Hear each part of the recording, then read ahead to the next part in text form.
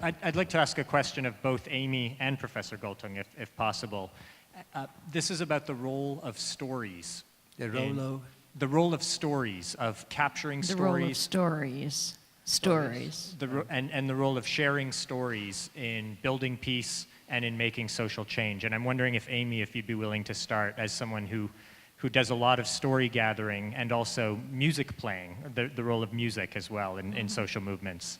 You know, I think journalists are first and foremost storytellers, either telling stories or providing a forum for people to speak for themselves, or telling people stories until they can tell their own. But I was just struck when asking Johan about where he is headed next. He's going to Washington and then to Guernica in Spain. This is a little story. 75 years ago, the Germans bombed Guernica, and this is the anniversary of that bombing under Franco. And Pablo Picasso was so enraged by what happened to the Spanish town. He was outside of Paris, and in a 21-day frenzy, he painted that famous painting, the Guernica, which became an anti-war symbol all over the world because it showed the agony of war etched in the faces of the animals and the people. He said that that painting could never go to Spain under Franco. And so he had weavers make 3 tapestry reproductions of that painting so that they could travel the world so the painting wouldn't be destroyed.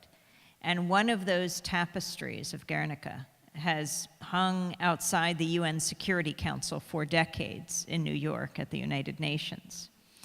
And in the lead up to the invasion of Iraq, it wasn't lost on the UN and US officials that here they had their microphone and their podium for press conferences where they were making these pro-war statements in front of this anti-war backdrop. You know, people like Colin Powell, who was then Secretary of State, and others. And so they shrouded the Guernica with a blue curtain. Under the pretext that it was under repair. It was a total lie. So it is our job to pull that curtain back. I think as journalists, as citizens, not only of the United States, but of the world, to show the realities of war. And I think that's what Johan Galtung does as he travels the world. He not only shows us the reality of what's on the ground, but of what can be, of what is possible. And it's not the angst of war, it's something different, that peace is possible. And that's why I'm so grateful for what you do. Thank you, Amy. Thank you. You say it's very kind of you to put it that way. Thank you. When you travel around the world, pick up the best all places. I have a book called Globalizing God, and it's no particular God. I try to pick the best. So from Islam, I pick sharing, I pick togetherness, and Islam means peace. And from Christianity, I pick from the Orthodox branch optimism. From the Catholic branch, if the sinner makes distance to his sin, we can reintegrate him, restore him, restorative justice. And from Protestantism, I take the idea of the individual consciousness. Here I am, I cannot do otherwise, as Luther said. Now I mentioned 6 points. From Judaism, I take dialogue. I don't take chosen people, promised land. I don't think that was the most brilliant idea. I take dialogue. You have 7 ideas. Now if you combine those, you are not badly equipped for living in this world. You have to respect all of them.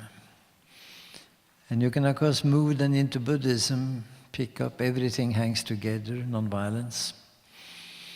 And to Hinduism, the trinity of creation, preservation, and destruction. And from Taoism, the yin-yanginess of everything. And from Confucianism, the idea of harmony. So, see, you just get into these and you try to pick them up and you add humanism, human rights, basic needs. And you add American Psychological Association section number 40 to 48, precisely, to all of these. You see, we have so much richness in this world, and that also goes for the economy. You run around the world, I like that one, I like this one, I like this one. And so in the book I'm now working like mad on, called Peace Economics, the epilogue, I think, is going to be called Neither Capitalism Nor Socialism, Eclecticism. Called what? Eclecticism. Find the best that you can. Pick a cooperative movement, you know.